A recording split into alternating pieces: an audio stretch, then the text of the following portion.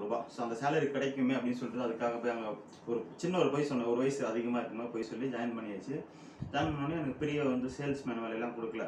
அங்கே என்ன பண்ணோன்னா சின்ன பையனாக இருக்குன்னு கண்டுபிடிச்சிட்டாங்க என்ன. ஸோ அதுக்காகவே குடோனில் எல்லாம் அந்த பீஸ் எல்லாம் பண்டல்லாம் வரும், துணியெல்லாம் வரும், லோடெல்லாம் வரும். அந்த லோடெல்லாம் வந்து உடச்சி அந்த குப்பையெல்லாம் போடுவாங்க. அந்த குப்பையெல்லாம் நாங்கள் க்ளீன் பண்ணி கொண்டு போயிட்டு ஒரு இதில் குடோன் மாதிரி குப்பை குடோன் இருக்கும். அதில் அள்ளி கொண்டு போட்டு எல்லாத்துக்கும் டீ கொடுக்கணும், குப்பை அள்ளி போகிறது. இதுதான் என் வாழ்க்கை.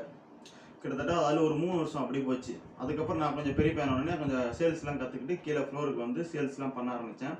சேல்ஸ் பண்ணிகிட்டு இருக்கும்போதே வந்து அந்த ஸ்டூடெண்ட் எம்ப்ளாயெல்லாம் வந்து ஒர்க் பண்ணுவாங்க. எங்கள் சென்னை சில்ஸில் வந்து ஸ்டூடெண்ட் எம்ப்ளாயெல்லாம் காலேஜ் படிக்கிற பசங்க வந்து அவங்களுக்குலாம் வந்து ஃபீஸ் கட்டணும் அப்படின்னு சொல்லிட்டு 6 மணிக்கு வந்து ஒர்க் பண்ணுவாங்க.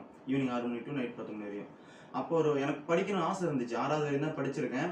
ஸோ திரும்ப படிக்கணும்னு ஆசை இருக்கேன், என்ன பண்ணலாம் அப்படிங்கும்போது அந்த பசங்க சொன்னாங்க, டியூட்டோரியல் காலேஜ் இருக்குது, நீ வேணா போய் ஜாயின் பண்ணிக்கிறியா அப்படின்னாங்க. எனக்கு அப்போ ஃபீஸ் கட்ட முடியாது, வீட்லேயும் நான் போய் கேட்க முடியாது.